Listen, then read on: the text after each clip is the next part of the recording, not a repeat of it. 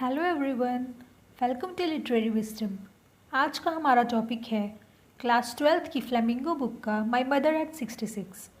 ये पोएम कमला दास ने लिखी है।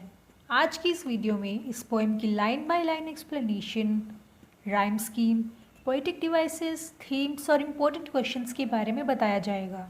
पर उससे पहले आइए हम कमला दास के बारे में जानकारी लेते हैं। कमला दास का जन्म केरला में 1934 में हुआ था।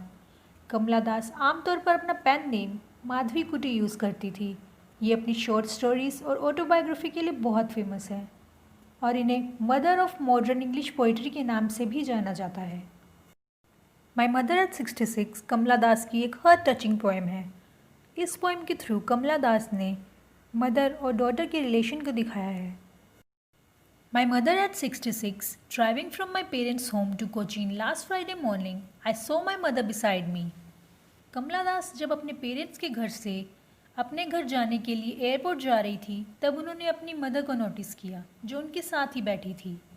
Doze, open mouth, her face ashen like that of a corpse, and realized with pain that she was as old as she looked, but soon put the thought away and looked at young trees sprinting, the merry children spelling.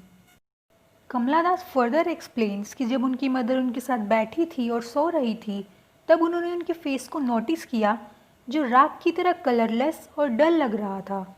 सोते हुए उनकी mother का mouth open था और बिल्कुल lifeless feel हो रहा था, जिसके कारण वो उनके फेस को कॉर्प्स यानी डेड बॉडी से कंपेयर करती हैं।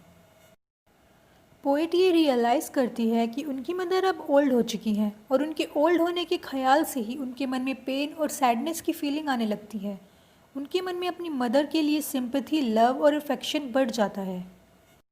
अपनी मदर की ये सिचुएशन देखकर पोएट इमोशनल हो जाती है और अपना माइंड डाइवर्ट करने के लिए कार से बाहर देखती है।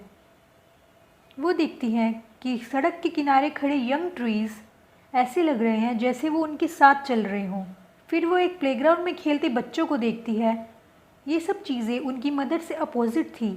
कार के बाहर के बच्चे और पेड़ यूथ, फन, हैप्पीनेस और एनर्जी का सिंबलाइज करते हैं, पर कार में सोती हुई उनकी ओल्ड मदर डलनेस और सैडनेस को सिंबलाइज करती है।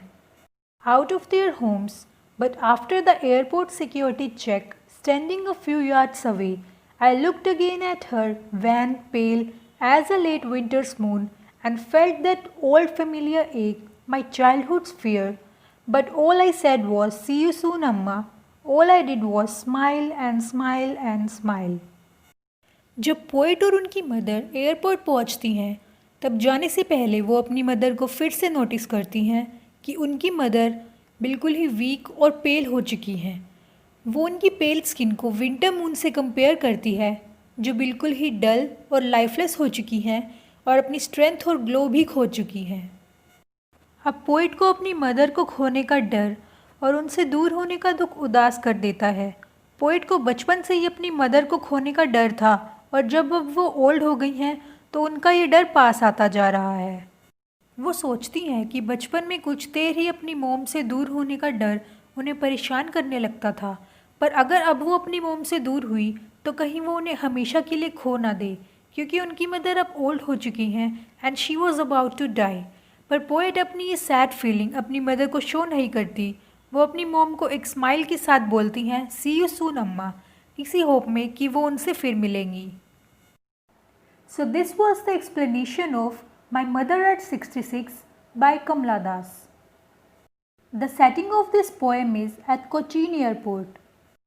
पोएट ने इस पोएम में ब्लैंक वर्ड्स का यूज़ किया है। ब्लैंक वर्ड्स का मतलब है इस पोएम में किसी भी तरह की राइम स्कीम नहीं है।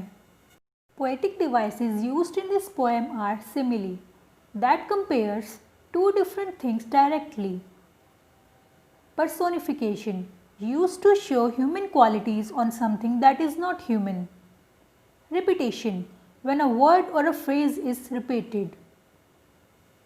Examples of these poetic devices are given with them. Themes of this poem are aging, loss and separation, bond between mother and daughter, fear of future. Tone of the poem is melancholic. आगे इस poem के कुछ important questions दिए गए हैं।